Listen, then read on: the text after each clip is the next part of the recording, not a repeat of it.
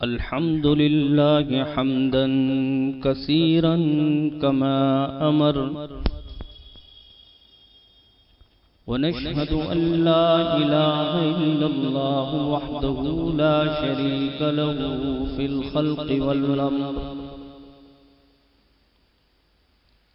إرغاما لمن جحد به وكفر ونشهد أن سيدنا وسندنا ومولانا محمدا عبده ورسوله المبعوث إلى الأسود والأحمر لتتميم مكارم الأخلاق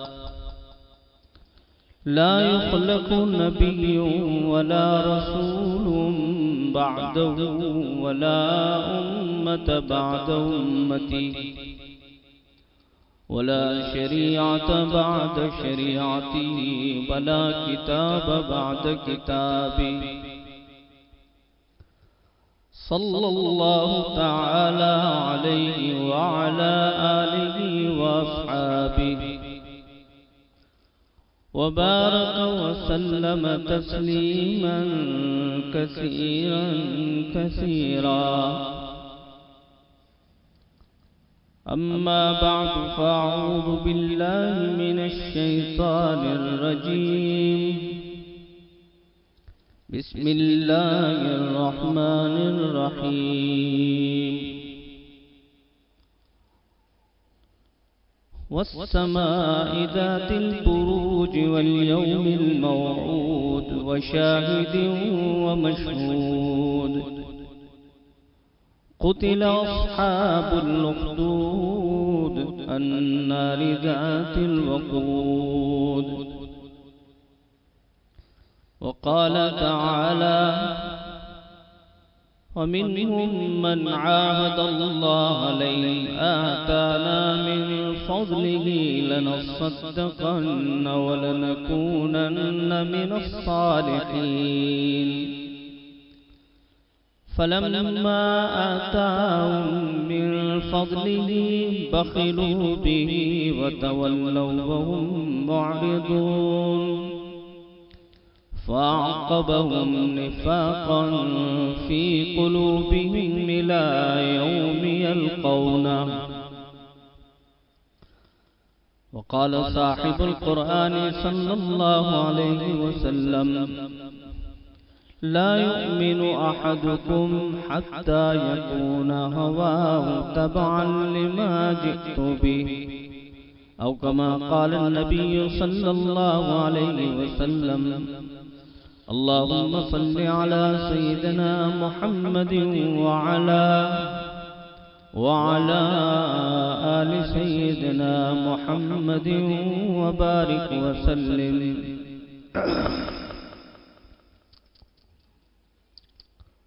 قابل احترام پردے کے پیچھے بیٹھ کر سننے والی اسلامی مائیں اور بہنیں،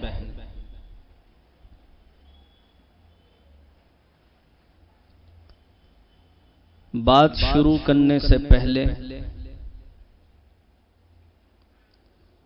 میں آپ کو آپ کے متعلق ایک بات بتا دوں۔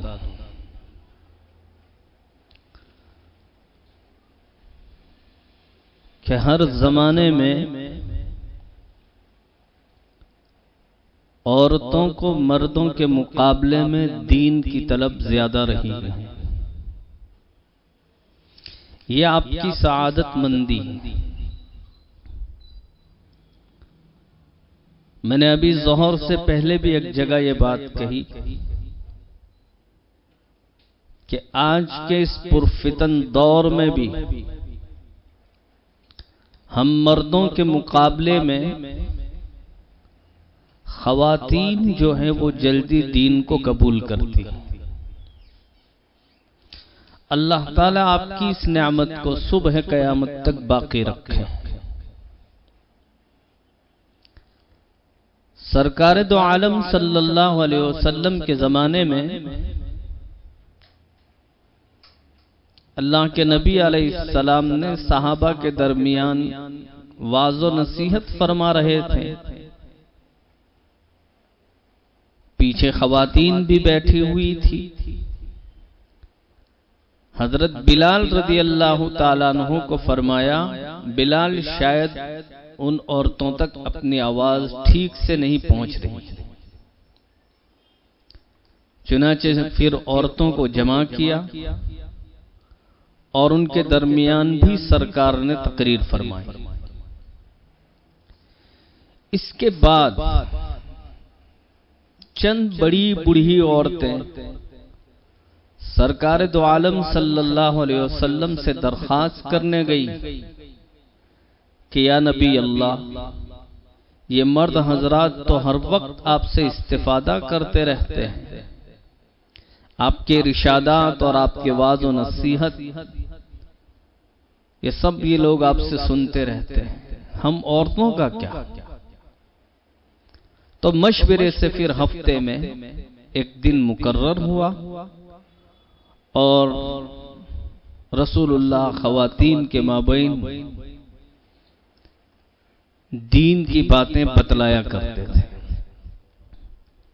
فللہ الحمد علی ذالک، ہمارے یہاں بھی الحمدللہ جگہ جگہ یہ نظام ہے. جہاں کئی اس طرح کا انتظام ہے اللہ تعالیٰ تمام منتظمین کو بہترین بدلہ عطا فرمائے. یہ بہت خوشی کی بات ہے اور آپ لوگ اب کی تمام مشغولیات کو چھوڑ کر اس طرح کی مجالس میں پہنچ رہی ہیں. اس کو آپ معمولی نہ سمجھیں. انشاءاللہ ان مجالس کا فائدہ آپ کو آپ کی زندگی میں نظر آئے گا. اگر ایسا نہ ہوا تو آپ کے چلے جانے کے بعد آپ کی نسلوں میں اس کا اثر ہوگا. نہ ہوا تو یقیناً آخرت میں اس کے بہترین بدلے دیے جائیں گے. تو دعا ہے اللہ تعالیٰ آپ کے آنے کو قبول فرمائیں اور بار بار ایسی مجالس میں ہم سب کو شرکت کی توفیق نصیب فرمائے. سنا ہے یہاں پر شاید ہفتے میں ایک مرتبہ درس قرآن بھی ہوتا ہے. درس قرآن جو حضرت الاستاذ مولانا شعیب صاحب چیمہ جی دامت برکاتہم العالیہ کا درس ہوتا ہے، بہت اچھی بات ہے. ہمارے بچے مکتب میں جا کر الفاظ قرآنی تو پڑھ لیتے ہیں، لیکن ہم بڑے لوگ قرآن ہم سے کیا مطالبہ کر رہا ہے، قرآن ہم سے کیا چاہتا ہے؟ یہ تو خالق کا ایک خط ہے مخلوق کے نام. جب کسی عاشق کے پاس اس کے معشوق کا خط پہنچتا ہے اور اگر اس کو سمجھ نہیں پڑتی تو 20 لوگوں سے پوچھتا ہے کہ دیکھو بھائی یہ کیا لکھا ہے. تو ٹھیک اسی طرح قرآن کریم بھی خالق کی طرف سے مخلوق کے نام ایک خط ہے. نہیں سمجھ پڑتی ہے تو جاننے والوں سے پوچھ لیا جائے. بدقسمتی یہ ہے کہ آج کا مسلمان صبح اٹھتے ہی اخبار بینی کرتا ہے، گجرات ٹوٹے دیکھتا ہے، گجرات لاچار دیکھتا ہے، اور حقیقت یہ ہے کہ اخبار والے کل گزشتہ کیا ہوا تھا اس کی خبریں دیتے ہیں. ارے وہ مسلمان قرآن کریم کو اٹھا، آئندہ کل کیا ہوگا اس کی خبر دیتا ہے. تو درس قرآن کا یہ نظام ہر جگہ قائم ہونا چاہیے. ہم نمازیں پڑھ رہے ہیں، جن صورتوں کو ہم پڑھ رہے ہیں اللہ تعالیٰ ان صورتوں سے ہمیں کیا کہنا چاہتے ہیں ہمیں اتنا بھی معلوم نہیں. اور درس قرآن وہ ابو جہل، عتبہ، شیبہ جتنے رؤسائے مکہ تھے ان کو بہت الرجی تھی، اس سے نفرت تھی، وہ دوسروں کو روکتے تھے، لیکن ان کو خود کو اتنا مزہ آتا تھا سرکار کی تلاوت میں کہ وہ رات کے اندھیروں میں آ کر چھپ چھپ کر سنتے تھے۔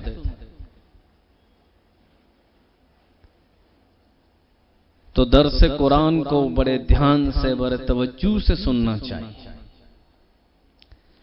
آج مجھ جیسے طالب علم کو، عاریان العلم والعمل اور غبی الذہن طالب علم کو حضرت حافظ شاہد صاحب نے دعوت دی۔ میں نے سوچا کہ بھائی بیان کرنا تو بڑے لوگوں کا کام ہے،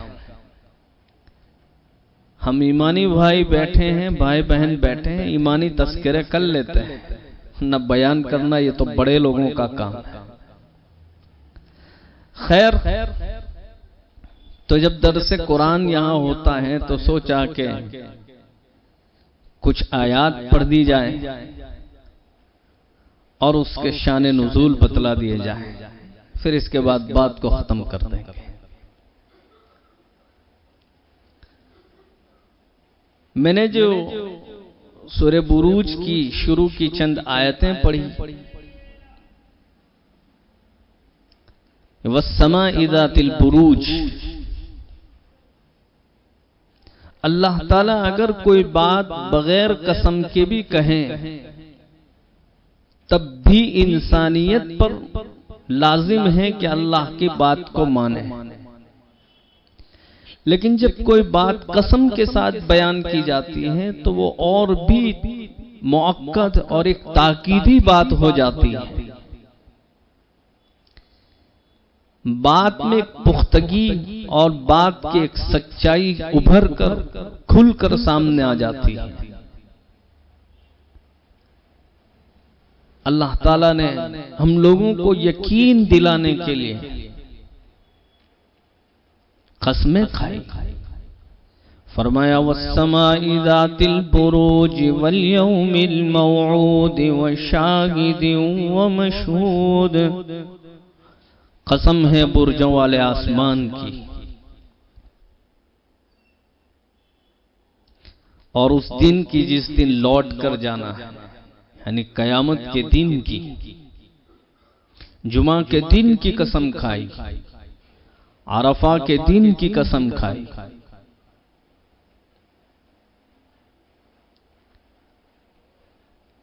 اس سورت کے ذریعے سے ایک بہت اہم پیغام ہمیں دیا جا رہا ہے۔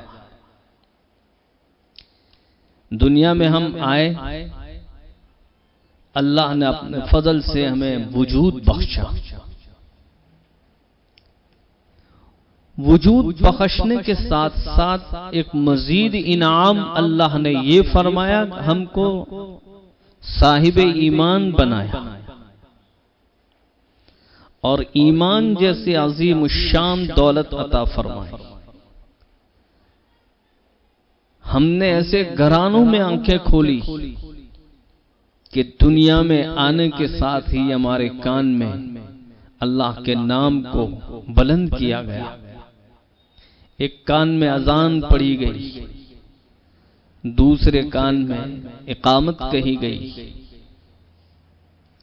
تو زندگی کی شروعات تو کلمے کے ساتھ ہو چکی ہے۔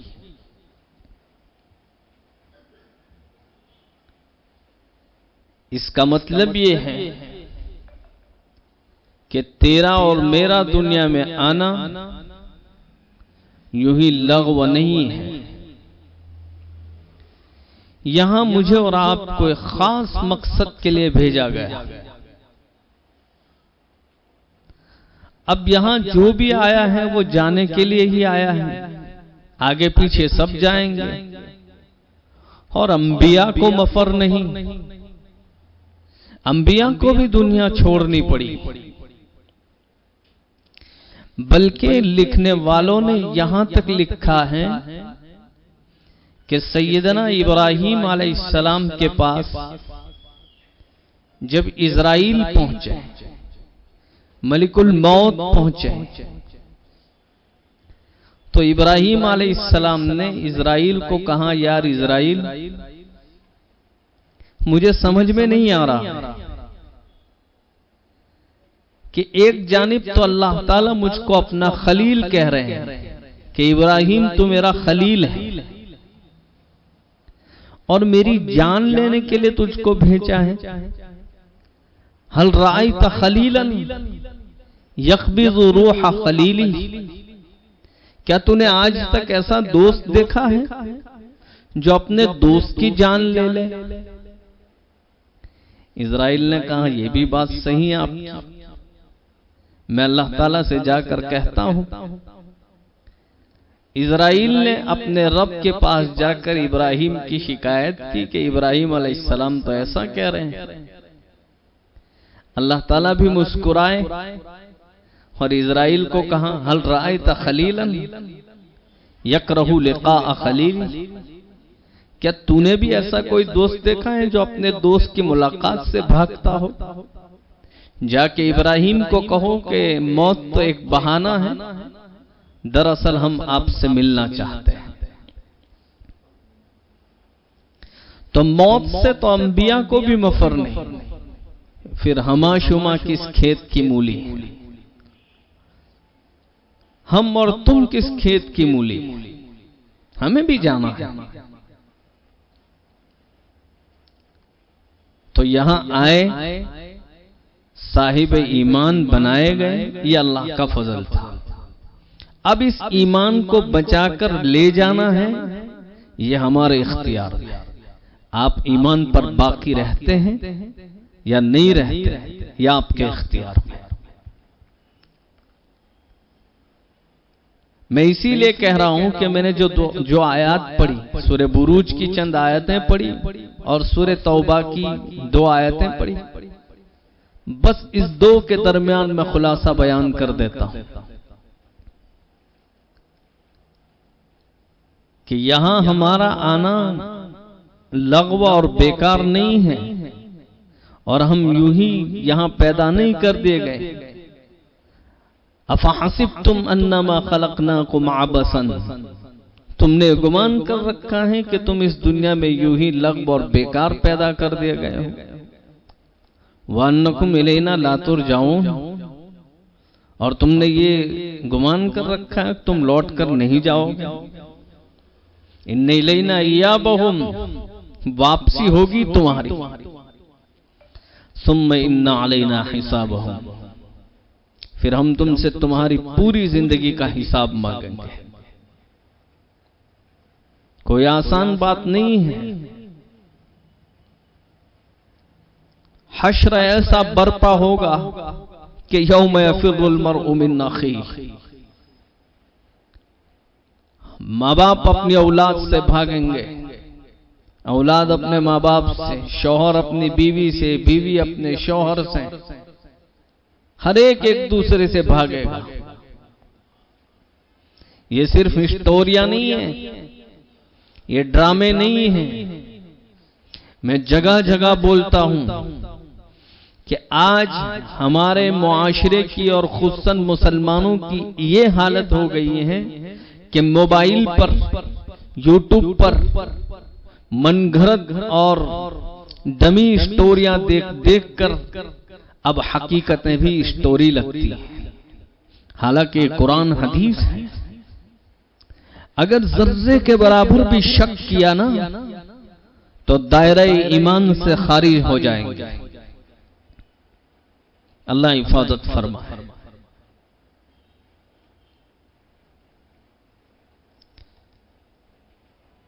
تو اللہ تعالیٰ نے مجھے اور آپ کو یہاں جو بھیجا ہے، یہ ایک عارضی اور وقتی زندگی لے کر بھیجا ہے.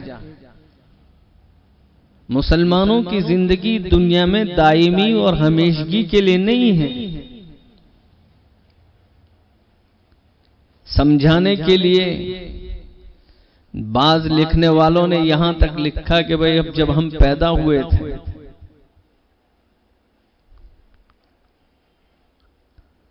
تو ہماری زندگی کی شروعات ایسی اذان سے ہوئی جس کے بعد کوئی نماز نہیں تھی، اور ہماری زندگی کی اختتام اور انجام ایسی نماز پر ہوئے جس سے پہلے کوئی اذان نہیں تھی۔ یعنی اذان اور اقامت کے درمیان جتنا وقت ہوتا ہے بس اتنا وقت ہے ہمارے پاس، پھر چلے جائیں۔ اللہ نے ایمان دے دیا، یہ اس کا فضل ہے۔ اب ہم کو اختیار دے دیا گیا، اب اس ایمان کو بڑھانا، گھٹانا، باقی رکھنا یہ آپ کے اختیار میں۔ کیا آج ہمارے اعمال، ہمارے افعال، ہمارے اخلاق، ہمارے کردار ایسے ہیں جس سے مسلمانی کی ترجمانی ہو سکے؟ لوگوں نے یہ سمجھ رکھا ہے کہ مسلمانی صرف اس کا نام ہے کہ اللہ کو مان لیا جائے۔ ایک بات کان کھول کر سن لیں کہ صرف اللہ کو مان لینا یہ مسلمانی نہیں ہے، ورنہ بے شمار ایسے غیر مسلم ہم آپ کو بتا سکتے ہیں جو یہ کہہ رہے ہیں کہ مالک تو اوپر والا ہی ہے، بلکہ ان کی مورتیاں بھی ایسی بنائی ہوئی ہیں سب کا مالک ایک۔ اور خود میرے کئی غیر مسلم دوست ایسے ہیں جو کئی مرتبہ ہمارے سامنے اقرار کر چکے ہیں کہ اللہ ہی مالک حقیقی ہیں، خالق حقیقی ہیں۔ ان سب کے ساتھ ساتھ وہ اپنا بھی ڈھونگ ڈٹنگ کرتے رہتے ہیں۔ تو صرف اللہ کو مان لینے کا نام مسلمان نہیں ہے، اللہ کے ساتھ ساتھ اللہ کی ماننے کا نام مسلمان۔ اور میں نے طلباء میں کئی مرتبہ یہ بات، بلکہ مساجد میں بھی یہ بات، علماء کی موجودگی میں یہ بات کہی ہے کہ بھائی ہم لوگ اسلام میں داخل ہو چکے ہیں، لیکن افسوس اسلام ابھی تک ہم اپنے اندر داخل نہیں کر سکے ہیں۔ اس کی بہت ضرورت ہے۔ صرف کلمے پڑھ لینا زبانی، بلکہ افسوس کے ساتھ یہ بات کہنا پڑتا ہے کہ کئی مسلمانوں کو کلمے بھی یاد نہیں۔ કેમ કે આપણે તો એક સિસ્ટમ છે કે પઢી ઉતર્યો તો પછી બિચારો પઢી જ ઉતરે છે, ચડતો જ નથી।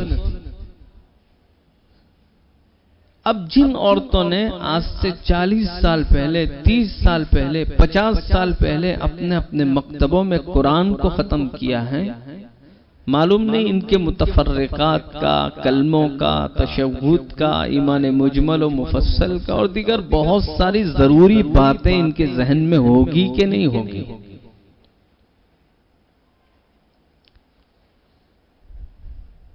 اگر کوئی اسلام کی شان میں یا محمد رسول اللہ کی شان میں گستاخی کرتے ہیں غیر لوگ تو ہمارا خون کھولتا ہے، جذبے، غصے بہت ہوتے ہیں۔ اور ایک ہم مسلمان ایسے ہیں کہ رات دن اللہ کی نافرمانی کر رہے ہیں، رسول اللہ صلی اللہ علیہ وسلم کی تعلیمات کے اور سنتوں کے جنازے نکال رہے ہیں اور ہماری پیشانیوں پر جو تک نہیں رینگتے،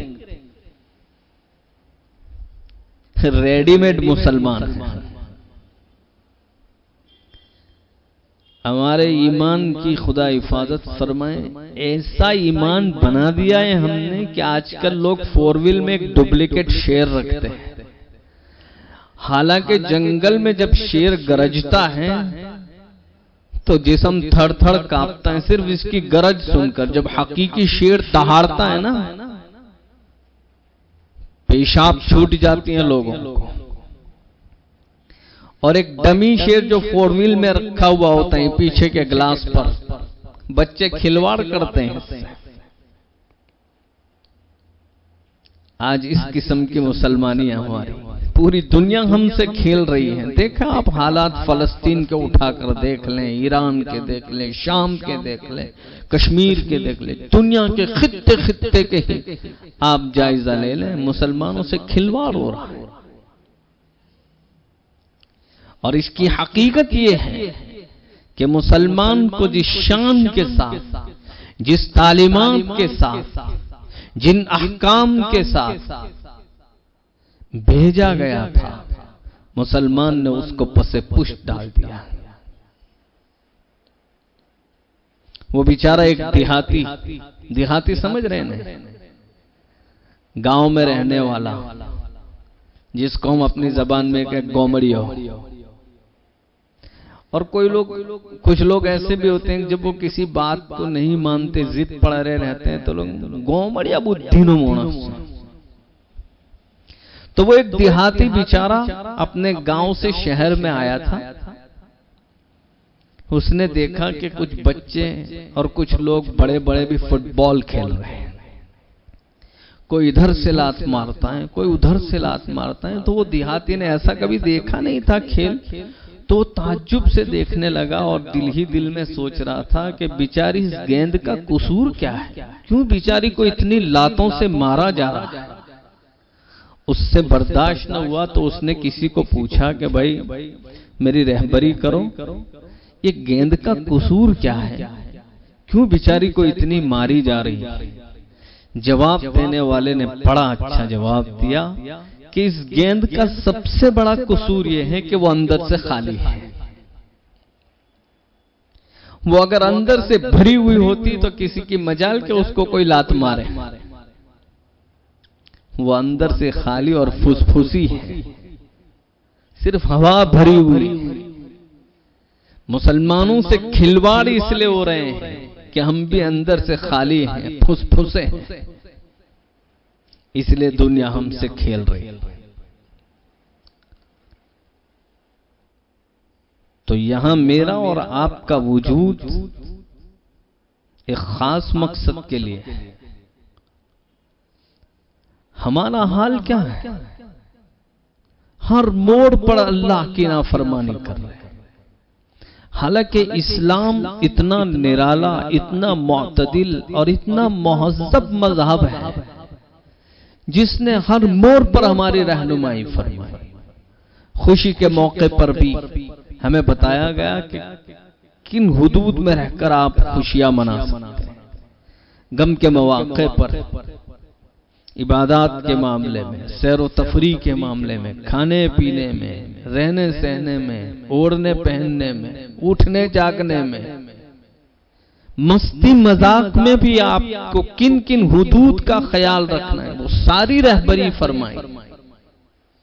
اور ایک اہم ہے کہ جب خوشی کے موقع آتے ہیں تو سارے تقوی تقیوں کے نیچے دبا دیتے ہیں، بالائے طاق ہو جاتا ہے، سب حدود کراس کر جاتے ہیں، اور اچھے برے سب شامل ہیں۔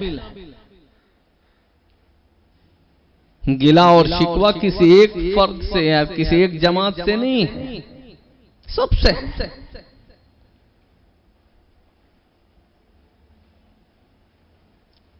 غم کا موقع آیا، ہماری زبانوں سے ایسے ایسے الفاظ نکلتے ہیں جو ہمیں کفر تک لے جاتے ہیں، اور ہمیں اس کا شعور بھی نہیں ہوتا۔ اتنی غفلت عام ہے کہ مسلمان ہر آئے دن اتنا غافل بنتا جا رہا ہے کہ خدا کی پناہ۔ سفر جتنا لمبا ہوگا واپسی اتنی مشکل ہوگی۔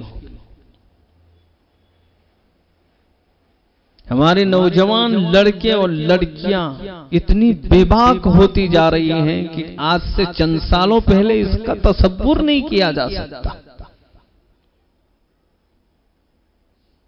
شادی بیاہ کے موقعوں پر استغفر اللہ، میں نے ایک مرتبہ مسجد میں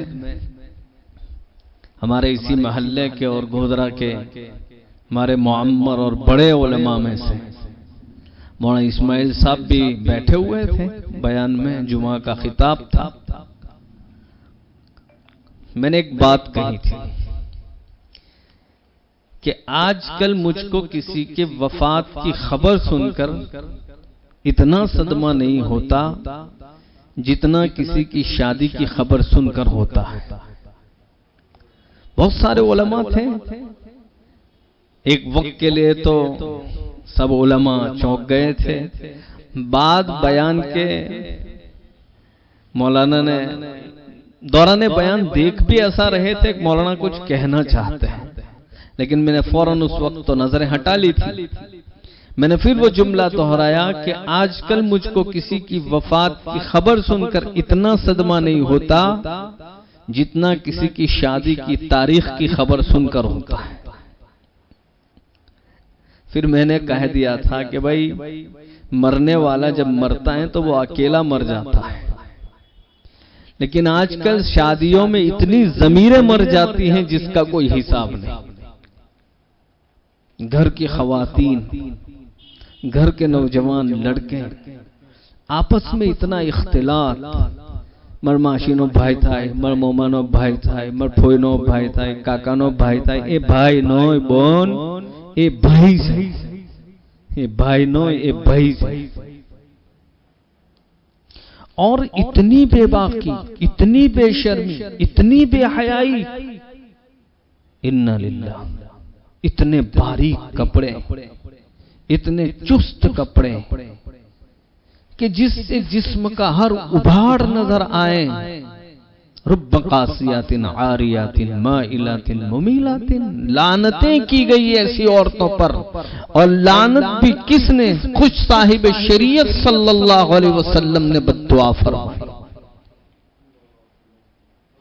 ہم کیسے مسلمان ہیں؟ جس وقت ابو لہب نے اپنے بیٹوں کو یہ کہا تھا جاؤ محمد کی دونوں بیٹیوں کو طلاق دے کر آؤ، جب وہ دونوں بیٹے پہنچے تھے اور سرکار کو ان کے سامنے ان کی بیٹیوں کو طلاق دی، ان میں سے ایک ملعون اور بدبخت نے سرکار دو عالم صلی اللہ علیہ وسلم کے چہرے پر تھوکا تھا۔ اس وقت سرکار دو عالم صلی اللہ علیہ وسلم نے بددعا فرمائی تھی، اللہم سلط علیک کلبا من کلابک، اے اللہ تیرے درندوں میں سے کسی درندے کو اس پر مسلط کر دے۔ جب وہ دونوں طلاق دے کر گھر پہنچے، ابو لہب نے پوچھا کہ جس وقت آپ نے طلاق دی اس وقت میرا بھتیجا کچھ کہہ رہا تھا؟ کہا اس وقت تو کچھ نہیں بولے، لیکن جب میں نے اس کے چہرے پر تھوکا تو اس وقت ایک بددعا دی تھی۔ دیکھو ابو لہب کافر ہے، ابو لہب مشرک ہے، لیکن پھر بھی وہ کیا کہہ رہا ہے؟ اب تو میرے بھتیجے کی بددعا سے نہیں بچ سکتا، میرے بھتیجے کی دعا قبول ہوتی۔ کافر تھا، مشرک تھا، پھر بھی اتنا یقین تھا۔ ہم کیسے مسلمان ہیں؟ ہمیں سرکار کی دعاؤں اور بددعاؤں پر یقین نہیں۔ لعنت فرمائی رسول اللہ نے ایسی عورتوں پر جو اپنے جسم کو بازاروں میں سر عام نیلام کر رہی ہے، عزتوں کے جنازے نکال دیے۔ ایک مرد کتنا ہی دیندار ہو، لیکن اس میں کہیں نہ کہیں بے شرمی ضرور ہو جاتی ہے، لیکن عورت چاہے کیسی ہو وہ تو شرم کا پتلا ہے۔ شرم اس کا سب سے قیمتی زیور ہے، اور آج انہی عورتوں نے اپنے جسم سے شرم کا زیور اتار دیا۔ اپنے گھر کے نوجوان لڑکوں کے سامنے اتنی آزاد و بے باک ہو گئی، ہر ماں باپ بھی غافل ہو گئے۔ ایسے ایسے واقعات معاشرے میں رونما ہو رہے ہیں کہ ہم یہاں بیٹھ کر نہیں بول سکتے۔ تم انگلیاں چبا دو گی، اتنے خطرناک حالات ہیں شہر کے۔ نوجوان لڑکیوں کے ہاتھ میں اتنے بڑے بڑے فون تھما دیے، رات دن جب سے تمہارے ہاتھ میں اینڈرائڈ فون آئے نا، تب سے تمہارے شوہروں اور گھر کے مرد حضرات کو لذیذ کھانا ملنا بند ہو گیا۔ دار روندی، کڑی چھم کڑائی، الو روندی دو پلو روندی دو، بیک گئی موبائل لے۔ رات دن واٹس ایپ پر گپ شپ، فیس بک پر پھینک بک، غلط آئیڈیا بنا کر چیٹنگ نہیں چیٹنگ کرتی۔ इंस्टा पर और स्नैपचैट पर।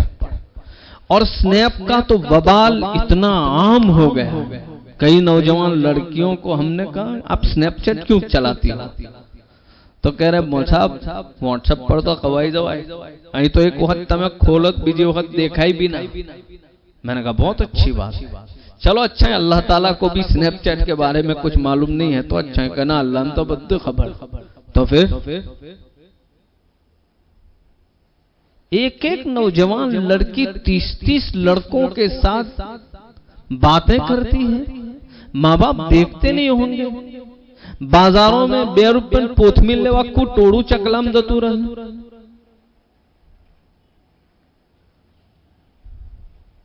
और ये बाजार का जो माहौल बना रखा, कभी काम से भी जाना पड़ता है तो वक्त देखना पड़ता है, पछियो उठाएक भाई असरती शाउदी तो थी ना छड़का है। कुछ औरतें इतनी बेबाकी से निकलती हैं कि कुछ दीनदार मर्दों की नेकियां भी ज़ाये हो जाती हैं। खुदारा इन सब चीजों से बाज आने की जरूरत है। बहुत इधर उधर की बातें हो जाएगी और वक्त बिल्कुल नहीं है। मुझे बहुत कुछ कहना था लेकिन वक्त नहीं है। अगर ये दूसरी इधर उधर की बातें करने जाऊंगा तो जो आयात पड़ी है वो नहीं बता सकूंगा, और वही हकीकत है और वो जरूरी है। तो मैं इन सब बातों के एक साइड रखकर मैं आपको ये कहना चाह रहा हूं कि देखो अल्लाह ताला ने हमें यहां भेज दिया ईमान की दौलत के साथ, अब इसको बचाकर ले जाना ये हमारी जिम्मेदारी है। और हम हैं कि बिल्कुल ईमान वाले आमाल नहीं कर रहे हैं। और याद रखना हदीस शरीफ में है अल ईमानु यजीदु व यनकुसु, ईमान घटता भी है ईमान बढ़ता भी है। आमाल करेंगे तो ईमान बढ़ेगा, बदआमालियों में मुब्तला होंगे तो ईमान घटता है। और जब वो गुनाहों पर मुसिर रहता है, गुनाह पर गुनाह करते जाते हैं तो घटते घटते फिर वो कुफ्र में तब्दील हो जाता है। अल्लाह हिफाजत फरमाए। ये वक्ती जिंदगी है, यहां जैसे आमाल करेंगे वैसे ही मौतें आएगी, और जैसी मौतें आएगी वैसे उठाए जाएंगे। कभी कभार अल्लाह का एक हुक्म न मानने पर भी काफिर बना दिए जाते हैं। मैंने वस्समाई ज़ातिल बुरूज से शुरू किया था, मैं इससे फिर शुरू करता हूं।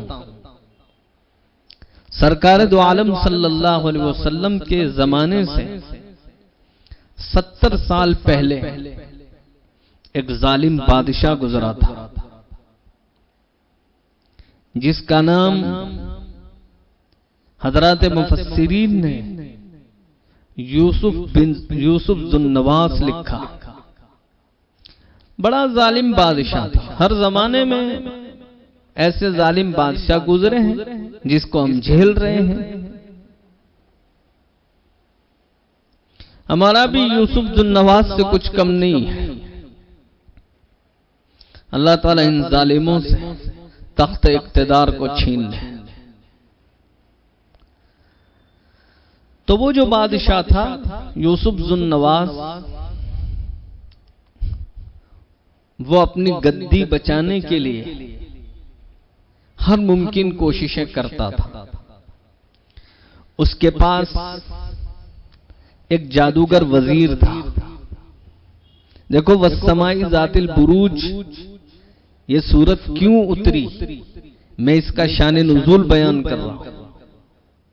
शान नुज़ूल उसको कहते हैं कि ऐसा कौन सा वाकया पेश आया जिसकी वजह से अल्लाह ताला ने इन सूरतों को उतारा। तो वो जालिम बादशाह अपने पास एक जादूगर वजीर रखता था।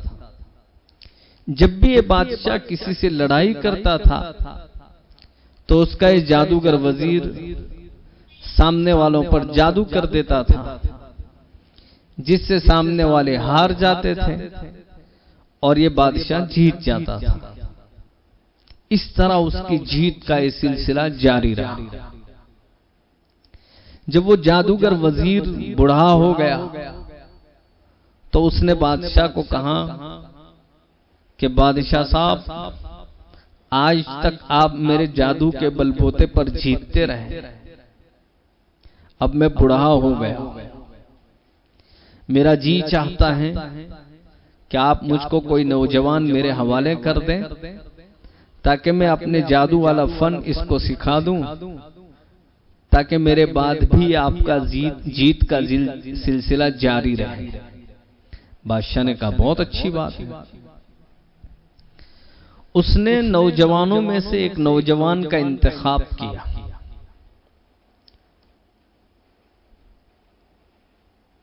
جس کا نام عبداللہ تھا۔ مجھے اس پر بھی کچھ بولنا تھا۔ آج کل نام کے سلسلے میں ہماری ماں بہنوں میں ایک نئی فیشن چل پڑی۔ مذہب اچھو نومو الجو اچھو نومو اللہ شو ہوئی، مجھ کو تو آج تک وہ سمجھ میں نہیں آیا اچھو نومو اللہ کیوں؟ قال النبی صلی اللہ علیہ وسلم ان احب اسماءکم عند اللہ عبداللہ عبد الرحمن، اللہ کے نزدیک تمہارے ناموں میں سب سے زیادہ پسندیدہ نام عبداللہ اور عبد الرحمن۔ یہ الگ بات ہے کہ ہم نے ان ناموں کا نقشہ بگاڑ دیا، عبد الرحمن، عبداللہ، یہ ہم نے نقشہ بگاڑا، ورنہ عبداللہ اور عبد الرحمن اتنے اچھے نام۔ اور اللہ کے نبی علیہ السلام نے فرمایا سمو باسماء الانبیاء، اپنے بچوں کے نام انبیاء کے نام پر رکھو۔ ابراہیم، اسماعیل، تو بہت گھیڑو نام، بہت گھیڑو نام، نام پوچھنے آتے ہیں، پوری کتابیں لے جاتے ہیں، پھر الگ سے چٹھی لکھوائیں گے، پر نوم تو ایج پار سے ہم نے وچاریو۔ اس لئے میں تو کہتا ہوں جب کوئی پوچھنا تھا تمہیں شو وچاریو، چھوخات نومو وچاریو، تو ایمو دی دیکھ سلیکٹ کرے نہ لو، یہ رکھ دو۔ کچھ ایسے لوگ آتے ہیں مصحف ایہو نوم آلو کہ قرآن میں بھی آئی ہو کوئی نہ پارتو، تو فرعون رکھ دو، قرآن میں بھی آئے کوئی نہیں رکھتا ہے، قارون رکھ دو۔ نام کا بڑا اثر ہوتا ہے۔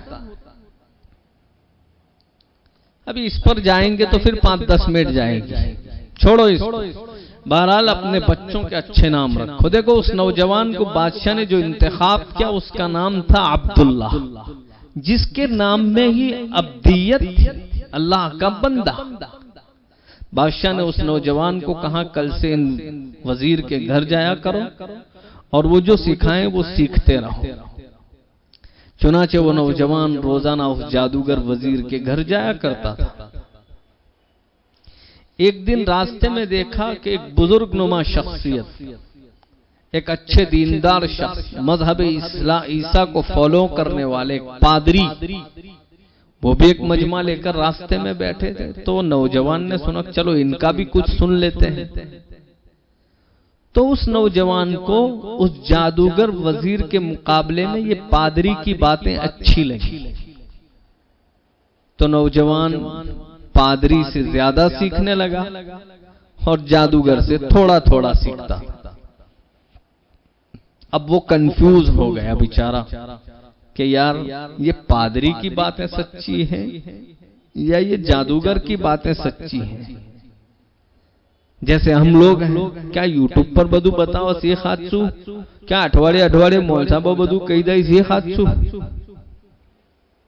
ہم لوگ بھی کنفیوز ہیں نا۔ حقیقتیں کھل جائے گی ایک دن، لیکن اس کے بعد پچھتاوے کے علاوہ کچھ کام نہیں آئے گا۔ ہماری زبان میں بولا جاتا ہے نا رنڈا یا پاسن نو پچھتاو بیکار۔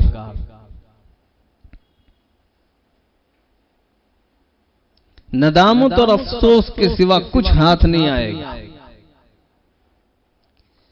اب یہ عبداللہ بھی کنفیوز تھا بیچارہ کہ یہ پادری کی باتیں سچی ہیں یا جادوگر کی باتیں سچی ہیں۔ ایک دن راستے میں ایک شیر بیٹھا تھا، لوگ اس سے بہت ڈرے ہوئے تھے۔ عبداللہ نے کہا آج امتحان کا دن، ایک کنکری اٹھائی اور اس نے کہا اللہ کو کہ اللہ اگر پادری کا دین سچا ہے تو اس کنکری سے اس کو مار دے، اور اگر وزیر کا دین سچا ہے تو نہ مارنا۔ یہ کہہ کر کنکری پھینکی اور وہ شیر مر گیا۔ اس کو یقین ہو گیا کہ وزیر کے مقابلے میں پادری کا دین سچا ہے۔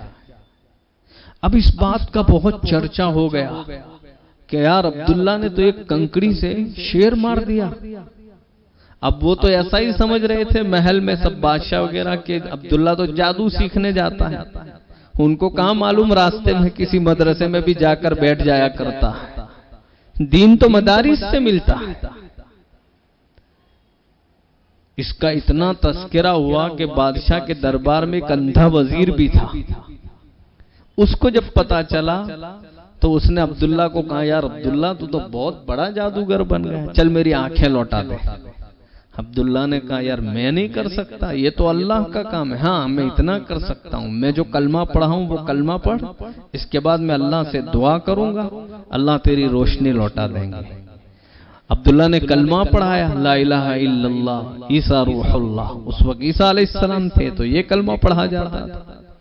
اس اندھے وزیر نے کلمہ پڑھا، عبداللہ نے دعا کی، اللہ نے اس اندھے وزیر کو روشنی دے دی۔ بادشاہ نے اندھے وزیر کو کہا تیری روشنی کہاں سے آئی؟ اندھے وزیر نے کہا میرے اللہ نے دے دی، ایمان سرایت کر گیا تھا دل میں۔ بادشاہ نے کہا میرے علاوہ تمہارا کون خدا؟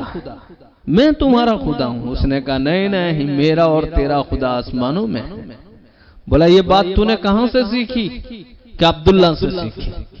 عبداللہ کو بلایا، یہ بات کہاں سے سیکھی؟ کہ میں نے تو میرے استاد فلاں پادری صاحب سے سیکھی۔ کہ اس کو بھی بلاؤ۔ پہلی کہوت سے نا بادشاہ نہ آگاڑی یعنی گھوڑا نہ پچھاڑی نہ چلائے، مالداروں کے آگے چلتے ہیں تو وہ بھی کبھی ذلیل کر دیتے ہیں، گھوڑوں کے پیچھے چلتے ہیں تو وہ بھی لاتے مارتے ہیں۔ بادشاہ کو بہت غصہ آیا، اس نے 2 گڑھے کھدوائے، بے کھڈا کھدایا، اس میں ایک میں پادری کو اتار دیا، دوسرے میں اندھے وزیر کو، اور ان پر آڑا چلا کر بیچ میں سے کاٹ دیا دونوں کو۔ پھر عبداللہ کو کہا عبداللہ دیکھ یہ پادری کو بھی کاٹ دیا، تیرے شاگرد اندھے وزیر کو بھی کاٹ دیا، تو نہیں مانے گا تجھے بھی کاٹ دوں گا۔ عبداللہ نے کہا پادری کی لاش کو دیکھتا ہوں تو وہ میرے استاد ہے، اندھے وزیر کو دیکھتا ہوں تو وہ میرا شاگرد ہے، دونوں کی لاشوں سے آواز آ رہی کہ جان کا سودا کر دینا، ایمان کا نہ کرنا۔ بادشاہ کو عبداللہ سے پھر بھی کچھ امیدیں تھی، اس نے اپنی ایک پولیس کی جماعت کے ساتھ اس کو پہاڑ پر بھیجا کہ اس کو میری خدائی سمجھاؤ، مان جائے تو ٹھیک ورنہ اوپر سے گرا دو۔ سمندر میں بھی گئے، وہاں بھی وہ بچ گیا۔ بات لمبی ہے لیکن میں مختصر کرتا ہوں۔ پہاڑ سے بھی عبداللہ بچ کر صحیح سالم آ گئے، سمندر سے بھی بچ کر صحیح سالم آ گئے۔ بادشاہ پریشان ہو گیا، بادشاہ پریشان، تو اس نے عبداللہ کو کہا یار عبداللہ تم مریش کی بھی تیار؟ عبداللہ نے کہا چل میں ترتیب بتاتا ہوں، میدان اور ایک جگہ طے کرو، تاریخ طے کرو، وقت طے کرو، لوگوں کو دعوت دو، سب کو جمع کرو کہ فلاں دن فلاں تاریخ کو، مثال کے طور پر ٹپلا کی واڑی میں فلاں تاریخ کو فلاں وقت میں عبداللہ کو پھانسی دینی ہے، وہاں سب لوگ جمع ہو جائیں۔ مفسرین نے لکھا ہے 12,000 لوگ جمع ہوئے تھے۔ وہاں میدان کے بیچوں بیچ ایک کھمبا گھاڑا گیا۔ عبداللہ کھمبے پر چڑھنے سے پہلے بادشاہ کے ہاتھ میں تیر دیا اور کہا دیکھو میں یہ تیر آپ کو دیتا ہوں، میں جیسا کہوں ویسا کہہ کر میری طرف تیر کو چھوڑنا۔ عبداللہ نے کہا کہ لو یہ تیر اور کہنا بسم اللہ رب ھذا الغلام، میں اس عبداللہ کے رب کا نام لے کر مارتا ہوں۔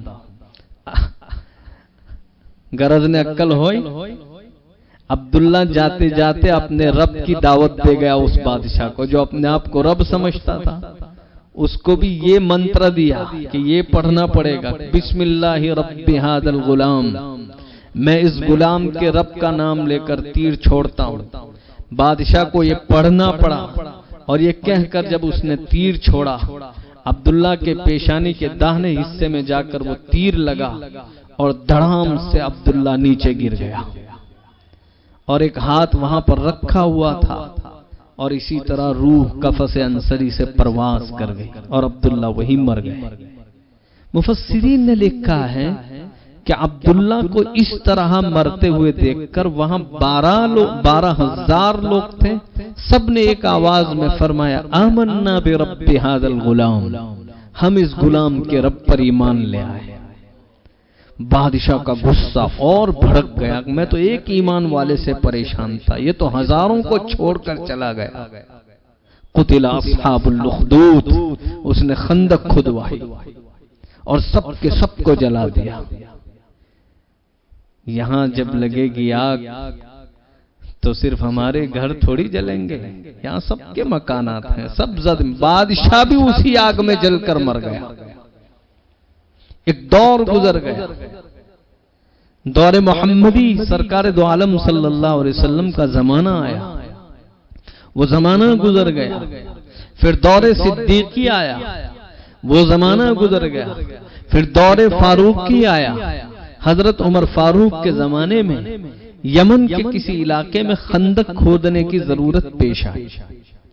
خندق کھودتے کھودتے صحابہ نے ایک لاش ملی، ایک ناش ملی، یہ وہی نوجوان عبداللہ تھا جس کی ناش تھی۔ جیسے صحابہ نے پیشانی سے ہاتھ ہٹایا، خون کا ترو تازہ فوارہ اڑا، صحابہ نے اس کو بند کیا، حضرت عمر کو خبر دی، حضرت عمر نے فرمایا بند کر دو، یہ وہی نوجوان ہیں جس کے بارے میں سرکار نے ہم کو بتایا تھا، یہ بروز قیامت بھی اسی طرح اٹھے گا اور اللہ کو کہے گا تیرے نام کی تبلیغ کرتے کرتے جان کا سودا کر کے آیا ہوں۔ کما تحیون تموتون وکما تموتون تحشرون، جیسی زندگی گزارو گے ویسی موت آئے گی، جیسی موت آئے گی ویسے اٹھائے جاؤ گے۔ مسلمانوں، اللہ نے ہم کو یہاں جو بھیجا ہے ایمان کی دولت کے ساتھ، اب اس کو بچا کر لے جانا یہ ہمارے اختیار میں۔ اب ہم سوچیں کہ ہم کیسی زندگی گزار رہے ہیں، کیا ہماری زندگی تعلیمات نبوی کے مطابق گزر رہی ہے، احکام الہی کے مطابق گزار رہی ہے؟ ہمارے اعمال مسلمانوں جیسے اعمال ہیں، ہمارے اخلاق صحابہ جیسے اخلاق ہیں؟ بالکل غیروں کے نقش قدم پر ہم لوگ چل رہے ہیں، ہمارے نوجوان آوارہ ہو رہے ہیں، ہماری نوجوان لڑکیاں بے باک ہو رہی ہیں، ہر آئے دن بے پردگی بے شرمی عام ہو رہی ہے، ناچنا کودنا ہجڑوں اور بھڑووں کی طرح شادیوں میں ننگا ناچ ہو رہا ہے، ماں باپ کھلی آنکھوں سے دیکھ رہے ہیں، بے غیرتی اور بے شرمی کا ایسا کور ان کی آنکھوں پر چڑھا ہوا ہے کہ اپنی نوجوان اولاد کو روکنے کو تیار ہے۔ باز آؤ مسلمانوں، ورنہ انجام بہت برا ہوگا۔ میں نے قرآن کی جو آیات پڑھی تھی اس کا ایک حصہ پورا ہوا، میں نے جو دوسری آیات پڑھی تھی کہ کبھی کبھار اللہ کا ایک حکم نہ ماننے پر آدمی کو منافق اور کافر بنا دیا جاتا ہے۔ ہم غور کریں کہ ہماری حالت کیا ہوگی، ہم قدم قدم پر اللہ کے احکام توڑ رہے ہیں۔ بس ایک واقعہ کہہ کر میں اپنی بات کو ختم کرتا ہوں۔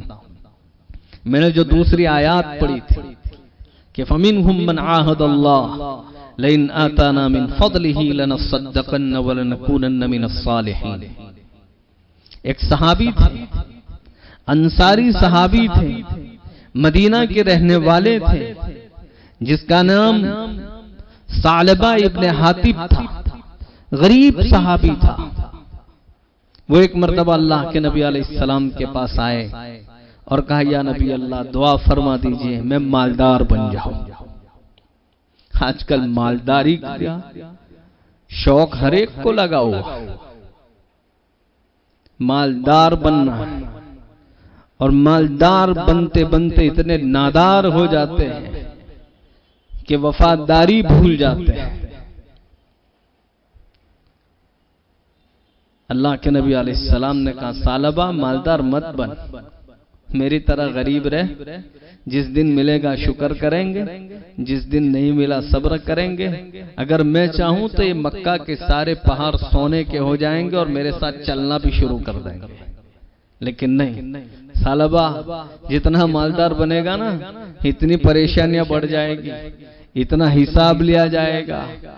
ہاں، من این اکتسبہ ومن این انفقہ، کہاں سے کمایا تھا یہ بھی سوال ہوگا، ومن این انفقہ، کہاں خرچ کیا اس کا بھی حساب لیا جائے گا، کہاں سے کمایا تھا تو پچھے اپنا پخ تو کوئی جواب نہیں، پاٹکتا پاسرتی لون لائی لی، اور کہاں گوایا تو بس وہی رانی مسجد کے علاقے میں جتنی دکانیں تھی وہاں گوایا،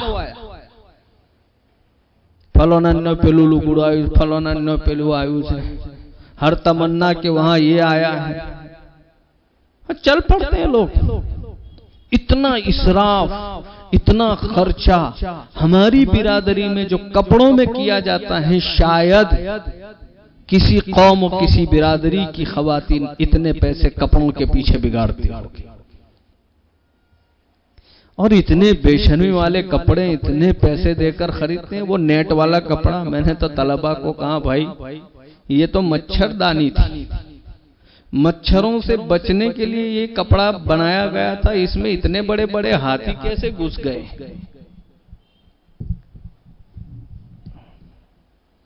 شرم نہیں آتی؟ جسم کا ہر حصہ نظر آتا ہے، ایسے کپڑے پہنے جاتے ہیں۔ جتنے مالدار بنو گے اتنا حساب زیادہ مشکل ہو۔ حضرت ثعلبہ کو سمجھا رسول اللہ نے، اس وقت تو چلے گئے، لیکن جب وہ دل میں ایک حرص، ایک لالچ، ایک تمنا ایسی جذبہ مار رہی تھی کہ چین نہ ہوا، انہیں سمجھ میں نہیں آیا، وہ پھر آئے اور کہا یا ربی اللہ دعا فرما دیجئے میں مالدار بن جاؤں۔ اب نبی علیہ السلام نے دعا فرمائی، اے اللہ ثعلبہ کے مال میں برکت عطا فرما۔ بس دعا کرنا تھا سرکار کا، حضرت ثعلبہ کے مال میں برکت شروع ہو گئی۔ اس زمانے میں جانوروں میں برکت ہونا بہت مالداری سمجھی جاتی تھی۔ چند بکریوں کے مالک تھے، دیکھتے دیکھتے اتنی بکریاں ہو گئی کہ حضرت ثعلبہ کا اب مدینہ میں رہنا مشکل ہو گیا، جگہ تنگ پڑنے لگی تو وہ مدینہ سے باہر چلے گئے۔ اب روزانہ مسجد نبوی میں پانچوں وقت میں آیا کرتے تھے، لیکن مدینہ سے باہر چلے گئے تو اب صرف جمعہ کو آتے تھے۔ رسول اللہ پوچھتے بھی تھے ثعلبہ دکھتے نہیں، صحابہ کہتے ثعلبہ کا مال بہت بڑھ گیا، جگہ تنگ ہو رہی تھی اس لیے وہ مدینہ سے باہر چلے گئے۔ کہ اچھا، پھر وہاں بھی مال میں اتنی برکت ہوئی تو پھر مدینہ سے اور دور جانا پڑا، اب جمعہ کو بھی آنا بند ہو گیا۔ پوچھا ثعلبہ بالکل غائب ہو گئے؟ کہ ہاں اب تو مدینہ سے بہت دور چلے گئے اس لیے وہ نہیں آ رہے۔ نبی علیہ السلام نے فرمایا ویح ثعلبہ، ویح ثعلبہ، ثعلبہ افسوس افسوس۔ اور اسی اثنا میں، اسی دوران صدقات کے اور زکوٰۃ کے احکام نازل ہوئے۔ اللہ کے نبی علیہ السلام نے 2 صحابی کو روانہ کیا ثعلبہ کے پاس کہ جا کر اس سے زکوٰۃ وصول کرو۔ جب وہ صحابہ حضرت ثعلبہ کے پاس پہنچے کہ نبی علیہ السلام نے آپ کے پاس زکوٰۃ لینے کے لیے بھیجا، جب مالدار بننا تھا تو کیا کہہ رہے تھے؟ فَلَمَّا آتَانَا مِن فَضْلِهِ لَنَصَّدَّقَنَّ، ہم خوب صدقہ دیں گے، نیک لوگوں میں سے بنے رہیں گے۔ فَلَمَّا آتَاهُم مِّن فَضْلِهِ بَخِلُوا بِهِ، جب ہم نے ان کو مال دے دیا تو بخل کرنے لگے۔ جب وہ 2 صحابی زکوٰۃ لینے پہنچے تو کیا کریں؟ کیوی زکوٰۃ؟ شو زکوٰۃ؟ یہ تو جزیہ، یہ تو ٹیکس، آپ بوجھ ڈال رہے ہیں۔ جاؤ میں غور و فکر کروں گا، اس کے بعد سمجھ میں آیا تو دوں گا۔ نہیں دی زکوٰۃ۔ وہ دونوں صحابی واپس چلے آئے، نبی علیہ السلام نے بد دعا کر دی۔ اس مجلس میں اس کے کچھ رشتہ دار تھے، انہوں نے ثعلبہ تک یہ بات پہنچا دی، تیرے بارے میں جملے کہہ چکے ہیں۔ ثعلبہ اپنا سارا مال لے کر نبی علیہ السلام کے پاس حاضر ہوئے، کیا نبی اللہ میرے مال کو قبول کر لیجئے۔ نبی علیہ السلام نے فرمایا اسلام کو تیرے مال کی کوئی ضرورت نہیں، اللہ جتنا بے نیاز ہے اس کا دین بھی اتنا بے نیاز ہے، وہ تمہارا بھی محتاج نہیں، وہ ہمارا بھی محتاج نہیں۔ ہم کیا سمجھتے ہیں ہم مسلمان رہیں گے تبھی اللہ کا دین چلے گا، ہم اس کے قرآن کو مانیں گے تبھی اس کا دین چلے گا؟ یہ بہت بڑا دھوکہ ہے۔ وَإِن تَتَوَلَّوْا يَسْتَبْدِلْ قَوْمًا غَيْرَكُمْ ثُمَّ لَا يَكُونُوا أَمْثَالَكُمْ، اگر تم نے روگردانی کی، تم نے پشت پھیری، تو ہم تمہاری جگہ دوسروں کو لا کر کھڑا کر دیں گے، وہ تمہارے جیسے نہیں ہوں گے۔ ثعلبہ نے جب سارا مال پیش کیا، نبی علیہ السلام نے انکار کر دیا، نہیں لینا ہے تیرا مال۔ رسول اللہ کی وفات کے بعد دور صدیقی آیا، حضرت ابوبکر کے پاس مال لے کر آئے، حضرت ابوبکر نے بھی انکار کر دیا، جب نبی علیہ السلام نے نہیں لیا تو میں نہیں لے سکتا۔ دور فاروقی آیا، حضرت عمر فاروق کے سامنے پیش کیا، حضرت عمر فاروق نے فرمایا میرے دو بڑوں نے قبول نہیں کیا تو میں نہیں کر سکتا۔ دور عثمانی آیا، حضرت عثمان نے بھی انکار کر دیا، لیکن اس کے بعد وہ ایک خطرناک بیماری میں مبتلا ہو گیا اور اس کا پورا چہرہ کالا ہو گیا اور وہ منافق بن کر مر گیا۔ صحابی تھا، انصاری تھا، مدینہ کی مسجد نبوی میں ہر وقت کی نمازیں ادا کرتا تھا، ایک حکم اللہ کا زکوٰۃ دینے سے انکار کر دیا، منافق بنا دیا گیا۔ اور مسلمانوں، آج ہم اور تم صبح شام اللہ کے کتنے حکم کو توڑ رہے ہیں، کتنے حکموں سے منہ موڑ رہے ہیں، پشت پھیر رہے ہیں، معلوم نہیں انجام کیا ہوگا۔ ایمان کی دولت کے ساتھ تو اللہ نے بھیج دیا ہے، ایمان کو بچا کر لے جانا ہماری ذمہ داری ہے۔ احکام الہی کی پابندی، رسول اللہ صلی اللہ علیہ وسلم کی تعلیمات پر چلنا اور ان کے بتلائے ہوئے طریقوں کو اپنانا، یہی مسلمانی ہے۔ اسی طرح زندگی گزاریں گے تو اسلام پر جائیں گے، ورنہ خدا حفاظت فرمائے۔ اللہ تعالی ہم سب کو موت سے پہلے موت کی تیاری کی اور ایمان کو بچانے کے جن اعمال و اسباب کی ضرورت ہے اس کی صلاحیت و توفیق اپنے فضل سے عطا فرمائے۔ وآخر دعوانا الحمدللہ رب العالمین۔ بسم اللہ الرحمن الرحیم۔ سبحانک اللہم و بحمدک وتبارک اسمک وتعالی جدک ولا الہ غیرک۔ اللہم لک الحمد کلہ ولک الشکر کلہ ولک الملک کلہ ولک الخلق کلہ وإلیک یرجع الامر کلہ بیدک الخیر کلہ انک علی کل شیء قدیر۔ اللہم انت الہ من فی السماء و الہ من فی الارض لا الہ فیما غیرک۔ اللہم انت ملک من فی السماء و ملک من فی الارض لا ملک فیما غیرک۔ اللہم انت جبار من فی السماء و جبار من فی الارض لا جبار فیما غیرک۔ قدرتک فی الارض کقدرتک فی السماء سلطانک فی الارض کسلطانک فی السماء۔ یا رب صلی وسلم دائما ابدا علی حبیبک خیر الخلق کلہم۔ ربنا ظلمنا انفسنا وإن لم تغفر لنا وترحمنا لنكونن من الخاسرین۔ اللہ ہمارے گناہوں کو معاف فرما، خطاؤں سے درگزر فرما، لغزشوں اور کوتاہیوں کو معاف فرما، سیئات کو حسنات سے مبدل فرما۔ اللہ یقیناً ہم مجرم ہیں، ہم غدار ہیں، ہم پاپی ہیں، ہم نالائق ہیں، ہم بد اخلاق ہیں، ہم ظالم ہیں، ہم جاہل ہیں، جیسے بھی ہیں تیرے محبوب کے امتی ہیں، اور تیرے محبوب نے آپ سے فرمایا تھا ان تعذبہم فإنہم عبادک۔ اے اللہ اگر آپ ان کو ان کے گناہوں کے بدلے عذاب دیں تب بھی آپ کو کوئی روکنے والا نہیں، وَإِن تَغْفِرْ لَهُمْ، اور اگر آپ ان کو میرے قدموں کے صدقے معاف کر دیں تب بھی آپ کو کوئی پوچھنے والا نہیں۔ اے اللہ ہم آپ کو آپ کے محبوب صلی اللہ علیہ وسلم کے قدموں کے صدقے کا واسطہ دیتے ہیں، اللہ ہماری مغفرت فرما۔ اے اللہ ہمیں جس دولت کے ساتھ آپ نے دنیا میں بھیجا ہے ایمان کے ساتھ، اسی پر ثابت قدمی نصیب فرما اور تیرے احکام پر چلنا آسان فرما۔ دور پر فتن ہے، اتباع سنت کی توفیق عطا فرما۔ اللہ یقیناً ہم نے کوئی کمی نہیں چھوڑی، ہم نے غیروں کو اپنا لیڈر اور پیشوا بنا رکھا ہے، جس کی وجہ سے آج ذلیل و خوار ہو رہے ہیں۔ آپ نے تو صاف کہہ دیا تھا وَلَا تَهِنُوا وَلَا تَحْزَنُوا وَأَنْتُمُ الْأَعْلَوْنَ إِن كُنتُم مُؤْمِنِينَ۔ اللہ ہمیں سچے پکے مومن بنا دے، اللہ ایمان پر خاتمہ نصیب کرنا، اے اللہ جن اعمال و اسباب کی وسائل کی ضرورت ہے اس کو ہمارے لیے آسان فرما، ہماری طبیعتوں کو شریعت کے مطابق بنا دے۔ اے اللہ تیری رضامندی نصیب فرما، اتباع سنت کی توفیق عطا فرما، معاشرے سے بے شرمی بے حیائی کو ختم فرما۔ شادی بیاہ کے موقع پر، غم کے موقع پر ہم نے جن حدود کو کراس کیا ہے، جن حدود کو پھاندا ہے، اللہ ان تمام خطاؤں سے درگزر فرما کر بقیہ جو لمحات و زندگی آپ نے دے رکھے ہیں اس میں آپ کی اطاعت کی مکمل توفیق عطا فرما۔ اللہ حضور اکرم صلی اللہ علیہ وسلم نے جتنے خیر آپ سے مانگے ان تمام خیر میں ہم سب کا حصہ مقدر فرما، اور نبی علیہ السلام نے اور بعد والوں نے آپ سے جن جن شرور سے پناہیں چاہے ان تمام شرور سے ہم سب کی حفاظت فرما۔ دعا کو اپنے فضل سے سیدنا محمد رسول اللہ صلی اللہ علیہ وسلم کے صدقے منظور فرما، وصلی اللہ تعالی علی خیر خلقہ ونور عرشہ سیدنا محمد وآلہ واصحابہ اجمعین برحمتک یا رب۔